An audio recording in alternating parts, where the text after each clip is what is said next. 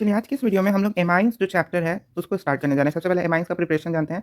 तो alkyl halide से कैसे एमाइन को प्रिपेयर किया जाता है। तो कोई भी एक अल्काइल हैलाइड ले लिए और एमाइन का जो फॉर्मूला होता है वो है NH3, ठीक है। तो ये NH3 को हम इस तरीके से लिखे हैं, मतलब एक हाइड्रोजन ऐसे बाहर ले लिए और बाकी NH2 ताकि समझने में आसानी हो। तो ये H जो है इस Cl के साथ जो कि हाइड्रोक्लोरिक एसिड निकल गया और C2H5NH2 का फॉर्मेशन हुआ। सेम एज इट इज आपका साइक्लो ग्रुप में होगा। ये क्या आपका साइक्लोब्यूटाइल क्लोराइड, ये क्या आपका साइक्लोब्यूटाइल क्लोराइड। इसको NH3 के साथ किए तो एक हाइड्रोजन इस क्लोरीन को लेकर निकल जाएगा, बाकी जो साइक्लोब्यूटाइल है उसके साथ NH2 ग्रुप जुड़ जाएगा। तो क्या हो गया, साइक्लोब्यूटाइल एमाइन। उसके बाद क्लोरोटोलुइन, क्लोरोटोलुइन के साथ जब करेंगे तो HCl फिर से अलग और NH2 जो है वो ऑर्थो पोजीशन पे जुड़। ये एक इंपॉर्टेंट कंपाउंड है, इसका नाम क्या हो जाएगा, ऑर्थोटोल्यूडीन, TOLUDINE, ऑर्थोटोल्यूडीन। अल्कोहल से देखते हैं C2H5OH HNH2। अब इसमें क्या होगा, H जो है वो OH को लेकर वाटर लेके निकल जाएगा, NH2 जो है वो C2H5 की जगह जुड़ जाएगा, C2H5NH2। Same as it is phenol में भी होगा NH2, same as it is आपका साइक्लोप्रोपीन में भी होगा, साइक्लोप्रोपिनॉल। समझ में बात आ गई। अब यहाँ पे देखिए C2H5Cl 1 डिग्री है, इसमें हमने क्या किया HNHCH3। अब देखो यहाँ पे हम NH2C, यहाँ पे ये जो कंपाउंड है ये कौन सा कंपाउंड है आपका, ये कंपाउंड है CH3NH2। CH3NH2 है, दो हाइड्रोजन है तो एक हाइड्रोजन यहाँ एक हाइड्रोजन यहाँ, बीच में नाइट्रोजन और CH3 समझाने के लिए ऐसे लिखा है। तो इसमें क्या होगा देखिए, यहाँ पे क्या होगा कि इसमें से एक हाइड्रोजन जो है वो आपका Cl लेके निकल जाएगा, ये वाला जो हाइड्रोजन है ये इस Cl को लेके निकल जाएगा तो हाइड्रोक्लोरिक एसिड निकल गया, और ये NH जो है वो C2H5 के साथ कंबाइन होकर C2H5NH CH3 2 डिग्री अमाइन का फॉर्मेशन किया। तो 1 डिग्री से 2 डिग्री बनाना है तो ऐसे जाएंगे, 1 डिग्री से अगर 3 डिग्री बनाना है तो हम लोग क्या करेंगे HN, क्योंकि देखो 2 डिग्री जाना था तो NH लिए, 3 डिग्री जाना है तो केवल N के साथ H लेंगे। अब यहाँ पे भी क्या होगा कि H जो है Cl को लेके अलग हो जाएगा। यहाँ पे 2 डिग्री जाना था तो कितना हाइड्रोजन लिए 2, और यहाँ 3 डिग्री जाना है तो कितना हाइड्रोजन लेंगे 1। तो यहाँ पे NH है तो H जो है Cl को लेके अलग हो गया, C2H5 जो है N के साथ कंबाइन कर देगा तो C2H5 C2H5 C2H5N 3 डिग्री बन गया। समझ में बात आ गई। टर्शियरी इथाइल एमाइन का फॉर्मेशन हो गया यहाँ पे। फिर यहाँ पे देखते हैं C2H5Cl है, इसको चाहे बेंजीन के साथ करें या फिर साइक्लोप्रोपेन के साथ, कोई भी आप कैसा भी किसी भी कंपाउंड को किसी भी कंपाउंड के साथ आप रिएक्शन करा सकते हैं। तो हाइड्रोक्लोरिक एसिड निकल गया, उसके बाद हाइड्रोक्लोरिक एसिड निकल गया, यहाँ से हाइड्रोजन, अगर C2H5Cl को बेंजीन के साथ कर रहे हैं तो उस कंडीशन में H, यहाँ पे ये जो हाइड्रोजन है ये हाइड्रोजन इस क्लोरीन को लेकर निकल गया तो क्या बन गया C2H5NH बेंजीन बन गया। और अगर साइक्लोप्रोपेन के साथ करा रहे हैं तो उस कंडीशन में हाइड्रोजन जो है क्लोरीन को लेकर निकल गया NH साइक्लोप्रोपेन और C2H5 बच गया जो कि यहाँ लिखा हुआ है। फिर सेम एज इट इज आपका फिनॉल में हो रहा है, HOH अलग हो गया, ये तो रिएक्शन समझ में आ गया होगा। नेक्स्ट है आपका रिडक्शन ऑफ नाइट्राइल ग्रुप, यानी 1 डिग्री अमाइन का रिडक्शन कैसे होता है। देखिए CH3Cl प्लस 2H2 रिडक्शन हो रहा है तो हाइड्रोजन का एडिशन होगा। ये चीज़ हमेशा ध्यान रखना है कि कोई भी रिडक्शन प्रोसेस होता है उसमें हाइड्रोजन का क्या होता है, एडिशन होता है। तो CH3Cl plus 2H2 potassium, CH3Cl plus 2H2O platinum डाल दिया एज अ कैटलिस्ट तो C2H5NH2। अब हुआ क्या, यहाँ पे कितना हाइड्रोजन था, 4 हाइड्रोजन था। 4 हाइड्रोजन में से आपका 4 हाइड्रोजन में से 2 हाइड्रोजन जो है इस N के साथ चला गया, NH2 बना दिया, और 2 हाइड्रोजन जो है वो कहाँ चला गया, इस H के पास चला गया। तो 2 हाइड्रोजन इसके पास चला गया, तो यहाँ कार्बन पहले से 2 था तो C2H5, मतलब यहाँ पे 4 हाइड्रोजन था ना, 1 2 3 4 हाइड्रोजन, तो 2 हाइड्रोजन जो है वो इस N के साथ चला गया और 2 हाइड्रोजन जो है वो इस H3 के साथ कंबाइन होकर C, एक कार्बन और दूसरा कार्बन तो C2H5 3 + 2 हाइड्रोजन 5 C2H5N NH2। समझ में बात आ गई। सेम एज इट इज नीचे भी होगा C2H5Cn प्लस H2, यहाँ पे एक ही मोल 2 ही हाइड्रोजन दे रहे हैं तो इस कंडीशन में क्या बनेगा, हालांकि यहाँ पे भी 2 मोल्स में हाइड्रोजन देना होगा, तो यहाँ पे 2 मोल्स में हाइड्रोजन देंगे तभी यहाँ पे ये कंपाउंड का फॉर्मेशन होगा। 2 हाइड्रोजन इस N के साथ चला जाएगा और 2 हाइड्रोजन के साथ ये C3H7 बना देगा। फिर यहाँ पे CH2 CHCN, अब यहाँ पे डबल बॉन्ड है, अल्कीन का है, तो अल्कीन में देखिए 2 टाइप से हो रहा है। 2 टाइप से होने का मतलब क्या है कि अगर हम लिथियम एल्यूमिनियम हाइड्राइड्स यानी 2 मोल्स में अगर हाइड्रोजन दे रहे हैं, कितने मोल्स में, 2 मोल्स में हाइड्रोजन दे रहे हैं, तो उस कंडीशन में कुछ इस टाइप का कंपाउंड आपके सामने आ रहा है। बात समझ में आ रही है। और वहीं अगर 3 मोल्स में हाइड्रोजन दे रहे हैं तो इस टाइप का आपके सामने कंपाउंड आ रहा है। अंतर क्या है कि पहला वाला आपका जो कंपाउंड बन रहा है वो अल्कीन का अल्काइल है। जैसे यहाँ पे ध्यान से देखो, यहाँ C3 है, H कितना है, C3H5 है, जबकि यहाँ पे C3H7 है। समझ में बता रही है हम क्या बोलना चाह रहे हैं। तो आप हाइड्रोजन जितना देते जाओगे, जैसे यहाँ 4 हाइड्रोजन है तो 2 हाइड्रोजन इसके साथ चला गया, 2 हाइड्रोजन N के साथ चला गया, NH2 एक हाइड्रोजन, तो बाकी कितना हाइड्रोजन बचा, 2 हाइड्रोजन और 2 हाइड्रोजन इस C के साथ चला गया CH2। वहीं यहाँ पे कितना मोल्स हाइड्रोजन है, 6, तो 6 हाइड्रोजन है जिसमें से 2 हाइड्रोजन तो इस नाइट्रोजन के साथ चला गया है ना, 6 में से 2 नाइट्रोजन बचा 4, और जो 4 नाइट्रोजन बचा उसमें से 4 हाइड्रोजन बचा उसमें से एक हाइड्रोजन जो है वो इसके पास चला गया और एक हाइड्रोजन इसके पास आया, तो C3H7NH2 का फॉर्मेशन हुआ। मतलब आप जितना मोल्स में हाइड्रोजन ले रहे हैं उतना मोल्स आपको ऐड करते जाना होगा कंपाउंड में, आपका रिजल्टेंट प्रोडक्ट बनता जाएगा। रिएक्टेंट में जैसे जैसे हाइड्रोजन ऐड होगा वैसे वैसे आपका कंपाउंड बनता चला जाएगा। उसके बाद है रिडक्शन ऑफ आइसोनाइट्राइल कंपाउंड यानी 2 डिग्री एमाइन। ठीक है, पहला क्या था नाइट्राइल कंपाउंड, दूसरा है आइसोनाइट्राइल। तो आइसोनाइट्राइल में क्या, जैसे CH3NC, इसमें भी 2 मोल्स में हाइड्रोजन दिए, तो CH3NH CH3, यानी कि N के साथ एक हाइड्रोजन चला गया और कार्बन के साथ 3 हाइड्रोजन आ गया। H2C4H9NC भाई निकल, तो C4H9NH CH3। बात समझ में आ रही है हम क्या बोल रहे हैं? मतलब आप देखो ना ध्यान से, जो भी आप जितना भी मोल्स में हाइड्रोजन दोगे वो यहाँ पे जोड़ना होगा आपको। समझ में बात आ रही है? यहाँ पे 2 मोल्स में होगा हाइड्रोजन, फिर से 2 मोल्स में हाइड्रोजन, तो 4 हाइड्रोजन हुआ, जिसमें से 1 हाइड्रोजन इस नाइट्रोजन के साथ चला गया और 3 हाइड्रोजन जो है वो इस कार्बन के साथ हो गया। Reduction of nitro compound C2H5NO2, C2H5NO2, cyclobutane nitrene, cyclobutyl nitro compound हो गया, बेंजीन नाइट्रो हो गया, नाइट्रोबेंजीन हो गया। अब यहाँ पे देखिए, यहाँ पे यह है नाइट्रोइथेन, नाइट्रोसाइक्लोब्यूटेन, नाइट्रोबेंजीन। तो यहाँ पे कंपाउंड्स का कैसे रिडक्शन हो रहा है इस चीज़ को समझिए। जैसे C2H5NO2 है, उसमें 3 मोल्स में क्या दिया है, हाइड्रोजन गैस। तो 3 मोल्स में हाइड्रोजन गैस दिया, तो उसमें से क्या हुआ कि 2 हाइड्रोजन जो है वो एक ऑक्सीजन को लेके, सॉरी 2 ऑक्सीजन को लेके, मतलब ऑक्सीजन और यहाँ से हाइड्रोजन मिलकर H2O बना लिया, और बाकी जो हाइड्रोजन था वो इस N के साथ कंबाइन किया 2 हाइड्रोजन, और बाकी जो हाइड्रोजन था वो C2H5 के साथ गया। तो यहाँ पे आप समझ रहे होंगे 3 मोल्स में यहाँ लिया हुआ है, कितने मोल्स में, 3 मोल्स में, है ना। तो इस रिएक्शन को बस आपको कंसंट्रेशन, मतलब आपको देख ही रहोगे कि हाइड्रोजन को ऐड करना है इसमें, बाकी कुछ नहीं है। यहाँ पे भी सेम आ रहा है आपका, साइक्लोब्यूटेन, नाइट्रोसाइक्लोब्यूटेन है, तो उसमें जब हाइड्रोजन ऐड करेंगे तो साइक्लोब्यूटेन ऊपर में NH2 बनेगा, ठीक है। मतलब ये सारा रिडक्शन प्रोसेस आपका चलता जा रहा है। जैसे यहाँ एसिटामाइड दिखा रहा है कि एमाइड में कैसे रिडक्शन होता है। तो एसिटामाइड में देखते हैं कि कोई एसिटामाइड हो या बेंजामाइड हो, उसमें जब हाइड्रोजन ऐड करते हैं तो क्या होता है, आपका जो ये देख रहे हो ऊपर में ऑक्सीजन, ये ऑक्सीजन जो है 2 हाइड्रोजन लेके, 2 हाइड्रोजन और 1 ऑक्सीजन H2O रिलीज कर गया, बाकी जो 2 हाइड्रोजन बचता है वो इस कार्बन के साथ आके अटैच्ड हो जाता है। यहाँ पे भी देखो, यहाँ पे कितना हाइड्रोजन है, 4, तो उस 4 में से 2 हाइड्रोजन जो है वो इस ऑक्सीजन को लेके H2O बना लिया, और बाकी जो 2 हाइड्रोजन बचा वो इस कार्बन की जगह पे आ गया। देखो यहाँ पे 2 हाइड्रोजन जो था वो इस कार्बन की जगह आ गया। बेंजाइल एमाइन में भी सेम चीज हुआ है जो ऊपर में हुआ। नेक्स्ट आपका Hoffmann bromide reaction, important reaction है, ध्यान रखना है। हॉफमैन ब्रोमाइड डिग्रेडेशन रिएक्शन, इसको याद ही कर लीजिएगा। इसको हम लोग 1 डिग्री एमाइन का टेस्ट भी बोलते हैं। इसमें होता क्या है कि कोई भी 1 डिग्री आपको एमाइन दिया हुआ है, उसको ब्रोमीन वाटर, है ना, और 4 NaOH, ये जो है ना पूरा आपको रिएक्शन ध्यान रखना होगा, याद ही कर लीजिएगा, रट लीजिएगा इसको, है ना, क्योंकि इसमें बैलेंस करने को देता है, तो बैलेंस आपको याद रहेगा, तो एक ही बार में आप पूरा रिएक्शन लिख सकते हो। तो कोई भी आपके पास एक एमाइन होगा, ठीक है, एसिटामाइड, मतलब कोई भी अल्काइल एमाइड होगा, तो उस अल्काइल एमाइड को आप ब्रोमीन वाटर और NaOH कितना मोल्स, तो 4 मोल्स NaOH के साथ जब रिएक्ट कराइएगा तो आपको RNH2 मिलेगा, सोडियम कार्बोनेट मिलेगा, 2 मोल्स ऑफ सोडियम ब्रोमाइड और 2 मोल्स ऑफ वाटर जो है वो रिलीज आउट होगा। तो ये है हॉफमैन का ब्रोमाइड डिग्रेडेशन। तो ये हो गया आपका हॉफमैन का ब्रोमामाइड डिग्रेडेशन रिएक्शन। समझ में बात आ गई।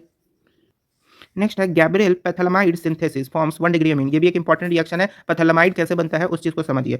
इस टाइप का ये जो आप कंपाउंड देख रहे हैं ये पैथैलामाइड कंपाउंड है, ठीक है। इस पैथैलामाइड कंपाउंड का स्ट्रक्चर आप लोग याद कर लीजिए। इस पैथैलामाइड कंपाउंड को स्टेप 1 में क्या होता है कि पोटेशियम हाइड्रोक्साइड के साथ रिएक्ट करते हैं। तो पोटेशियम में इसके ऊपर पॉजिटिव चार्ज, OH के ऊपर नेगेटिव चार्ज, यहाँ पे नाइट्रोजन के ऊपर नेगेटिव चार्ज, H के ऊपर पॉजिटिव चार्ज। तो यहाँ पोटेशियम क्या करता है कि इस नाइट्रोजन, यानी यहाँ पे जो N है, यहाँ पे OH और H ये दोनों रिएक्ट हो जाता है। OH जो माइनस है, OH माइनस और H ये दोनों रिएक्ट होकर H2O निकल जाता है, और जो नाइट्रोजन है वो इस पोटेशियम के साथ मिलकर ऐसा कंपाउंड बनाता है, इसको बोलते हैं पोटेशियम पैथैलामाइड, ठीक है, क्योंकि पोटेशियम जुटा। अब इस पोटेशियम पैथैलामाइड को क्या करते हैं कि C2H5Cl के साथ रिएक्ट करते हैं। तो C2H5Cl या फिर कोई भी अल्काइल हैलाइड के साथ, तो C2H5 positive, chlorine halogen group negative, इसमें से क्या होगा कि पॉजिटिव जो पोटेशियम है इसके Cl माइनस को लेके अलग हो जाएगा। तो ये सारा देख रहे हो आपका पोलर नेचर पे बेस्ड है सारा का सारा रिएक्शन। तो इस Cl माइनस को लेके K जो है अलग हो जाएगा, तो ये C2H5 जो है इस N के साथ जाके कंबाइन कर जाएगा। देखो यहाँ N के साथ कंबाइन हो गया, इसको बोलेंगे इथाइल पैथैलामाइड, ठीक है। उसके बाद इथाइल पैथैलामाइड जो है उसको सोडियम हाइड्रोक्साइड एक्वस फॉर्म में सोडियम हाइड्रोक्साइड में डाल देंगे। तो सोडियम हाइड्रोक्साइड क्या करेगा कि यहाँ पे जो C2H5 है, ठीक है, C2H5 है और NH2 2 मोल्स में C2H5NH2 इथाइल एमाइड को निकाल लेगा, और जो बाकी रिएक्शन है वो कुछ इस तरीके से आपके सामने आएगा। इस तरीके को बोलते हैं पैथैलामाइड रिएक्शन, जिसमें स्टेप 1 में ये हुआ, स्टेप 2 ये हुआ, स्टेप 3 आपका ये हुआ। समझ में बात आ गई। तो इस रिएक्शन को ध्यान में रखना है।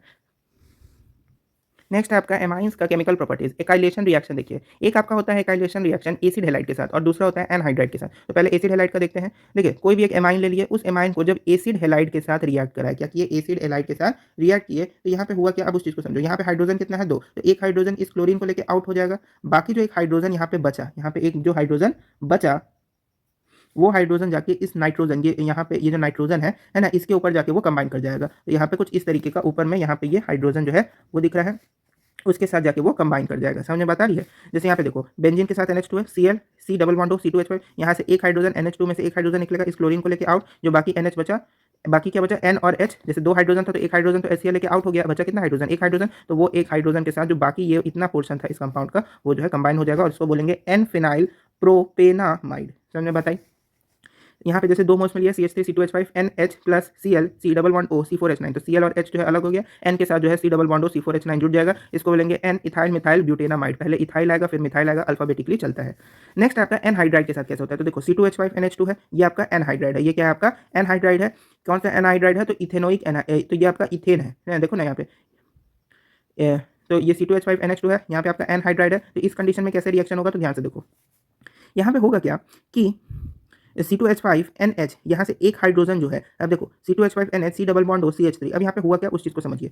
यहाँ पे ये जो C double bond O CH दिख रहा है, ये C double bond O CH3, ये क्या करेगा कि इस यहाँ पे जो एक हाइड्रोजन है, जैसे यहाँ पे 2 हाइड्रोजन है, एक और एक 2 हाइड्रोजन, तो यहाँ से एक हाइड्रोजन जो है वो हट जाएगा, यहाँ से एक हाइड्रोजन क्या होगा, हट जाएगा। अब इसको याद रखना कि जो एक हाइड्रोजन यहाँ से क्या हुआ है, हटा है, ठीक है। तो यहाँ पे कितना हाइड्रोजन बचा, एक हाइड्रोजन। तो ये जो C double bond O CH3 है, ये यहाँ पे क्या होगा कि एक हाइड्रोजन जो यहाँ पे बचा है उसके साथ अटैच होकर इस तरीके का कंपाउंड बनाया। देखो C2H5NH जो एक हाइड्रोजन बचा था उसके साथ जाके ये अटैच हो गया, और जो एक हाइड्रोजन यहाँ से निकला था वो आगे आ जाएगा और वो इसके साथ आके कंबाइन कर देगा और यहाँ पे क्या बना देगा, इथेनोइक एसिड। बात समझ में आई हम क्या बोले, मतलब ये कंपाउंड जो है इस तरीके से ब्रेक डाउन हो गया।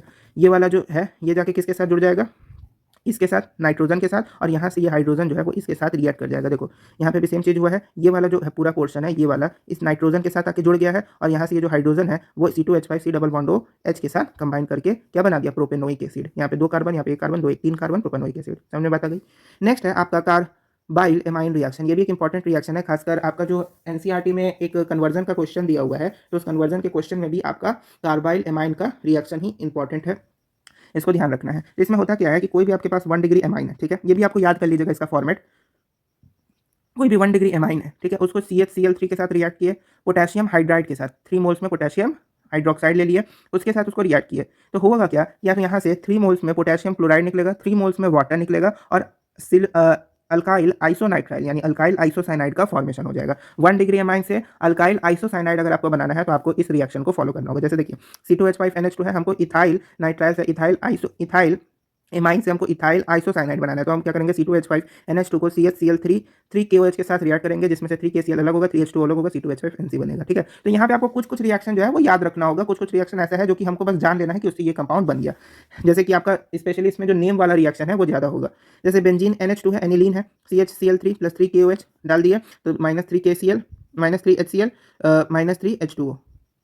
यहाँ पे आपका KCl होगा, यहाँ पे आपका HCl नहीं होगा, यहाँ पे KCl होगा, गलती से लिखा गया है। तो -3KCl -3H2O बेंजीन आइसोसाइनाइड बन गया। समझ में बात आ गई। यहाँ पे ये कन्वर्जन के फॉर्मेट में लिखा हुआ है।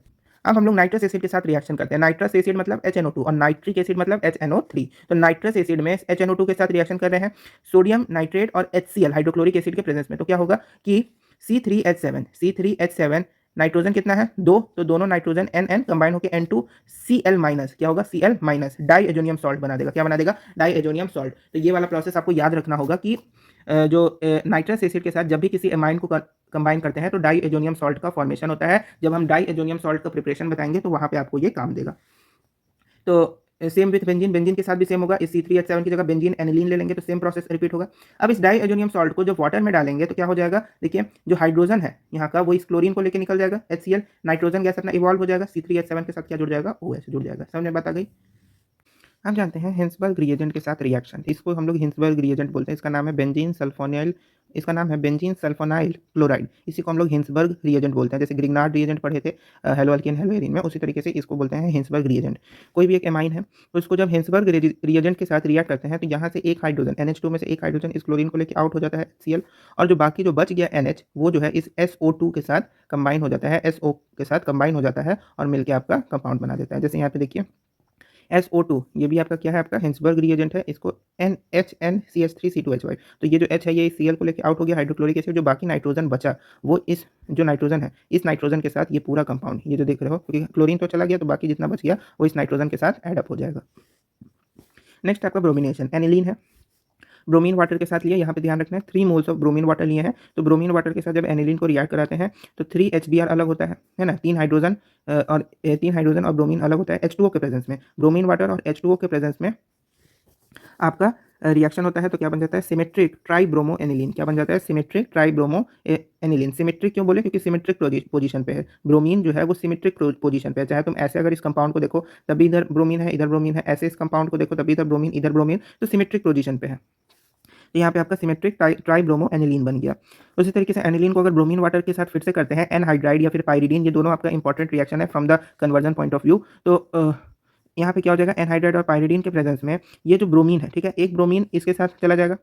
यहाँ से जो हाइड्रोजन निकलेगा, यहाँ पे हाइड्रोजन है तो यहाँ पे जो कार्बन है इस पे हाइड्रोजन है, वो हाइड्रोजन निकलेगा, तो हाइड्रोजन निकलेगा तो उसकी जगह एक ब्रोमीन जाएगा, और वो जो हाइड्रोजन निकला है वो यहाँ से एक ब्रोमीन को लेकर आउट हो जाएगा। 2 ब्रोमीन है तो एक ब्रोमीन यहाँ पे जाएगा और एक ब्रोमीन जो है वो हाइड्रोजन के साथ आउट हो जाएगा। नेक्स्ट है आपका नाइट्रेशन रिएक्शन, उसमें नाइट्रिक एसिड का यूज करते हैं। एनिलीन को नाइट्रिक एसिड के साथ जब रिएक्ट कराएंगे तो क्या होगा, NO2 नाइट्रेट बनेगा। NO2 जो है एक बार पारा पोजीशन, एक बार मेटा पोजीशन, एक बार ऑर्थो पोजीशन। तो पारा पोजीशन पे जो नाइट्रेट बनेगा वो सबसे ज़्यादा परसेंटेज में बनेगा, मेटा पे उससे कम, ऑर्थो पे सबसे कम। देख रहे हो पारा पोजीशन पे 50% बन रहा है, मेटा पे 45% केसेस में, और ऑर्थो पे 5% केसेस पे ऑर्थो बनेगा, 45% केसेस पे मेटा और 50% केसेस पे पारा। तो सबसे ज़्यादा कौन बनता है, पारा बनता है। नेक्स्ट है आपका सल्फोनेशन रिएक्शन। सल्फोनेशन रिएक्शन हम लोग हेलो एल्केन्स हेलो एरीन में भी पढ़े थे। यहाँ पे सल्फोनेशन रिएक्शन में बेसिकली आपको जानना है ज्विटर आयन क्या होता है, इंपॉर्टेंट है from CBSE point of view, ध्यान दे दीजिएगा। एनिलीन जो है अगर उसको H2SO4 के साथ रिएक्ट करते हैं तो ये रिएक्शन हम लोग पहले भी पढ़ चुके हैं। यहाँ पे ये H2SO4 2 कंपाउंड्स में ब्रेक डाउन हो जाता है, एक होता है OH, एक होता है SO3H। समझ में बताइए, तो ये जो SO3H है इसी को बोलते हैं सल्फोनिक एसिड, ठीक है। ये SO3H क्या होता है कि NH2 के साथ रिएक्ट कर जाता है 473 केल्विन, टेम्परेचर याद रखिएगा कितने केल्विन पे हीट करते हैं, 473 केल्विन पे हीट करते हैं। SO3H के साथ NH2 रिएक्ट कर जाएगा, बना दिया। इस कंपाउंड को बोलते हैं सल्फेनिलिक एसिड। जिस कंपाउंड में NH2 जो है ऊपर हो और SO3H नीचे हो उसको बोलते हैं सल्फेनिलिक एसिड। अब इसमें होता क्या है कि यहाँ पे ये जो हाइड्रोजन है ये कभी कभी यहाँ जाता है और यहाँ का हाइड्रोजन यहाँ आता है, और ये प्रोसेस रिपीट करता रहता है। मतलब कि यहाँ से हाइड्रोजन उठ के यहाँ गया, यहाँ से हाइड्रोजन उठ के यहाँ आया, फिर यहाँ से यहाँ गया, फिर यहाँ से आया, तो ये प्रोसेस रिपीट होता रहता है। तो उस कंडीशन में जो आयन बनता है उसी को ज्यूटर आयन बोलते हैं, exchange of H+ ion bye same molecule.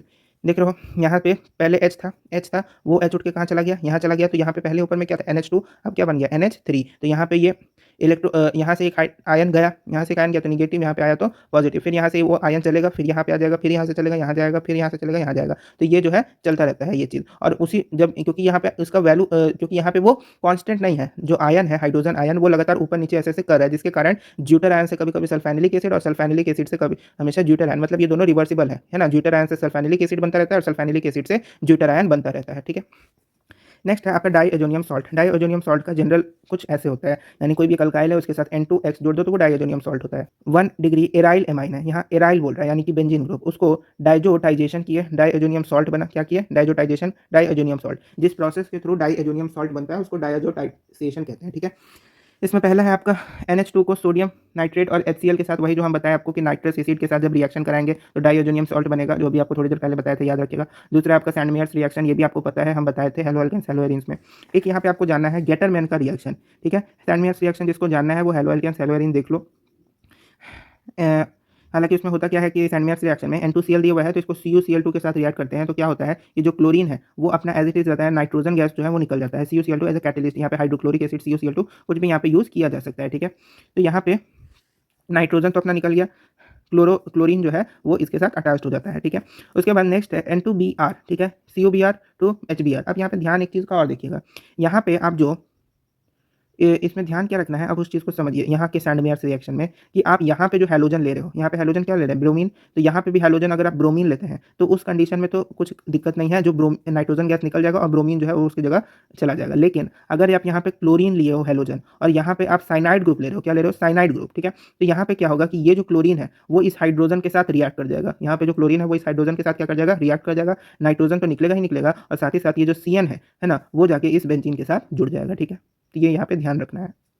Gattermann reaction क्या होता है कि कोई भी आपके पास डाईएजोनियम सॉल्ट दिया है, बेंजीन डाईओजोनियम क्लोराइड, उसको कॉपर या फिर हाइड्रोक्लोरिक एसिड के प्रेजेंस में रिएक्ट कराते हैं। रिएक्ट किए तो क्या हो गया कि देखिए यहाँ पे जो एक हाइड्रोजन है, ठीक है, वो इस क्लोरीन को लेके अलग हो जाएगा। यहाँ पे कॉपर जो है वो कैटलिस्ट का काम कर रहा है, हाइड्रोजन जो है वो इस क्लोरीन को लेके अलग हो जाएगा, ठीक है। जैसे ही वो उसको लेके अलग हुआ, यहाँ पे एक क्लोरीन बचा, ठीक है, वो क्लोरीन क्या होगा, इसकी जगह जाके ऐड हो जाएगा, N2 अलग हो गया, नाइट्रोजन गैस जो है वो निकल जाएगा। ये हाइड्रोजन जो है इस क्लोरीन को लेके अलग हो गया यहाँ से, मतलब ये हाइड्रोजन और ये क्लोरीन अलग, तो बचा क्या यहाँ पे क्लोरीन, वो क्लोरीन जाके इसके पास अटैच्ड हो जाएगा। फिर यहाँ पे N2Cl COHBr। अब यहाँ पे ध्यान से समझिएगा क्या होगा, हेलोजन एक्सचेंज कर जाएगा। हेलोजन एक्सचेंज कर जाएगा मतलब हाइड्रोजन है उसको क्लोरीन लेता चला जाएगा अपने साथ, नाइट्रोजन गैस जो है वो निकल जाएगा, ब्रोमीन जो है वो जाके इसकी जगह पे बैठ जाएगा। समझ में बात आ गई। Chemical properties of diazonium salt, अब इस चीज़ को समझिए।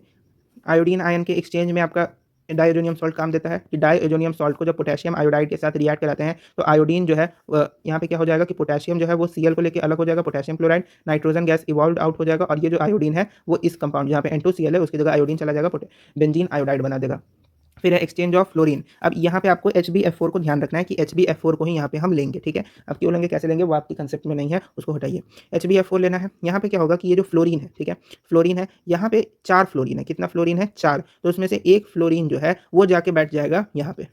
अब यहाँ पे समझो हुआ क्या, HbF4 है तो आपके पास फ्लोरीन कितना है, 4, तो उसको अभी छोड़ो। हाइड्रोजन है तो ये हाइड्रोजन जो है इस क्लोरीन को लेके आउट, HCl जो है वो निकल गया।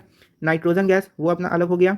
कितना फ्लोरीन था, 4, उसमें से अगर एक फ्लोरीन हट जाए तो कितना फ्लोरीन बचेगा, 3, तो BF3 हुआ। BF3 आपका साइड हो गया, इसको हीट किए, फ्लोरीन जो है वो जाके उसकी जगह पे बैठ गया, जहाँ N2Cl था उसकी जगह फ्लोरीन आ गया। समझ में बात आ गई। नेक्स्ट है आपका H3PO2 के साथ जब रिएक्शन कराएंगे तब क्या होगा, देखिए बेंजीन डाइअमोनियम सॉल्ट है, यहाँ पे H3PO2 और H2O दोनों है। तो अब देखो रिएक्शन कैसे हो रहा है, यहाँ लिखा भी हुआ है। जैसे यहाँ पे हाइड्रोजन कितना है, 2, एक हाइड्रोजन जो है इस क्लोरीन को लेके निकल गया, एक हाइड्रोजन उस क्लोरीन को लेके निकल, बाकी कितना हाइड्रोजन बचा, एक, तो वो एक हाइड्रोजन जो है जाके इसके पोजीशन पे बैठ गया, बेंजीन बना दिया, ठीक। अब होगा क्या कि यहाँ से ये जो ऑक्सीजन देख रहे हो, ये ऑक्सीजन, ठीक है, ये ऑक्सीजन जाके इसके साथ कंबाइन कर जाएगा, क्या हो जाएगा, ये ऑक्सीजन इसके साथ कंबाइन होकर H3PO3 फॉस्फोरिक एसिड बना दिया और यहाँ से नाइट्रोजन जो है वो आपका निकल गया। तो ओवरऑल रिएक्शन इसमें हुआ क्या कि यहाँ पे भैया हमारे पास 2 हाइड्रोजन था, कितना हाइड्रोजन था, 2, एक हाइड्रोजन जो है वो इस Cl को लेके अलग हो गया, एक हाइड्रोजन जो है Cl को लेकर तो अलग हुआ हाइड्रोजन और यहाँ से नाइट्रोजन गैस भी निकल गया और एक हाइड्रोजन जो है वो इस पोजीशन पे जाके बैठ गया, यहाँ से एक ऑक्सीजन उठ के इसके पास आया, फॉस्फोरिक एसिड बनाया, HCl बनाया, नाइट्रोजन गैस अलग हुआ, बेंजीन बना दिया। समझ में बात आ गई। अब देखिए अल्कोहल के साथ जब रिएक्शन होता है तब क्या होता है, सॉल्ट है डाइअमोनियम सॉल्ट। अब देखिए यहाँ पे हम C2H5OH लिए हैं, क्या लिए, C2H5OH। अब इस चीज़ को समझिए, यहाँ से एक हाइड्रोजन जो है वो इस क्लोरीन को लेके पहले ही निकल गया, ठीक है, हाइड्रोक्लोरिक एसिड निकल गया, N2 गैस जो है नाइट्रोजन वो निकल गया, ठीक। यहाँ पे क्या है, CH2 में से CH2 के पास कितना हाइड्रोजन है, 2, एक H, एक 2 हाइड्रोजन है। एक हाइड्रोजन क्या होगा कि यहाँ पे जो N2 निकला और यहाँ पे ये क्लोरीन जो है, क्लोरीन को तो क्योंकि हाइड्रोजन लेके आया, हाइड्रोक्लोरिक एसिड बना लिया, नाइट्रोजन भी निकल गया, तो एक हाइड्रोजन जो है वो तो इसकी जगह चला जाएगा, ठीक है, और एक हाइड्रोजन जो है वो इस CHO है ना, 2 हाइड्रोजन था तो एक हाइड्रोजन यहाँ चला गया, एक हाइड्रोजन बचा, यहाँ ऑक्सीजन बचा, यहाँ कार्बन बचा और यहाँ पे CH3, वो मिलकर एल्डिहाइड बना देगा, इथेनल डिहाइड। क्या बना दिया, इथेनल डिहाइड। समझ में बात आ गई। या फिर एसिटल डिहाइड या फिर इथेनल डिहाइड। समझ में बात आ गई।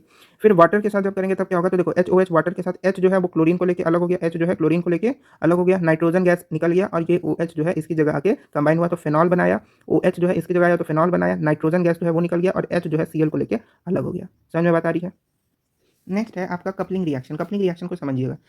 कपलिंग रिएक्शन में आपको ऑरेंज कलर और येलो कलर दोनों कलर के डाई का आपको ध्यान में रखना है कि ऑरेंज कलर का यहाँ पे डाई बनता है और यहाँ पे येलो कलर का डाई बनता है, ठीक है। तो इस चीज़ को ध्यान में रखना है। ये देखिए पहले आपका है बेंजीन डाइअमोनियम क्लोराइड, उसके साथ आपका फेनॉल है, ठीक है, उसको हाइड्रोक्साइड आयन के प्रेजेंस में हीट किए, ठीक। तो यहाँ पे होगा क्या कि ये जो H है हाइड्रोजन वो इस OH माइनस के साथ कंबाइन होकर H2O बना देगा, ठीक। क्लोरीन जो है वो निकल जाएगा, तो जो बच गया बेंजीन के साथ OH और यहाँ 2 नाइट्रोजन, वो दोनों कंबाइन हो जाएगा, बेंजीन, दोनों नाइट्रोजन, बेंजीन और ये जो OH है वो एज इट इज़ रहा, इसको बोलेंगे पारा हाइड्रोक्सी या पारा हाइड्रोक्सी एजो बेंजीन, ठीक है, पारा हाइड्रोक्सी एजो बेंजीन। यहाँ XY छूट गया है, पारा hydroxy azo benzene, orange colour का डाई होता है ये, ठीक है, इसको ध्यान रखना है, कलर ऑरेंज कलर। फिर N2Br लिया गया, sodium, benzene diammonium bromide, same reaction यहाँ पे आ रहा है, बस यहाँ पे एनिलीन लिया गया है, इस बार H प्लस आयन लिए हैं, क्या लिए हैं, H प्लस आयन, ठीक है। अब यहाँ पे होगा क्या कि अगेन H2O रिलीज कर जाएगा, ब्रोमीन अलग हो जाएगा, ठीक है, H2O और ब्रोमीन क्या होगा, अलग हो जाएगा। यहाँ पे बचा क्या, NH2, यहाँ पे बचा क्या, 2 नाइट्रोजन, तो वो दोनों नाइट्रोजन आया, NH2 आया, इसको बोलेंगे पारा amino azo benzene, yellow colour का ये डाई होता है आपका। तो इस रिएक्शन को ध्यान रखना है, कपलिंग रिएक्शन। ऑरेंज कलर का डाई फॉर्मेशन पूछ सकता है तो आपको ये रिएक्शन लिखना होगा, येलो कलर का डाई फॉर्मेशन पूछेगा तो आपको ये रिएक्शन लिखना होगा।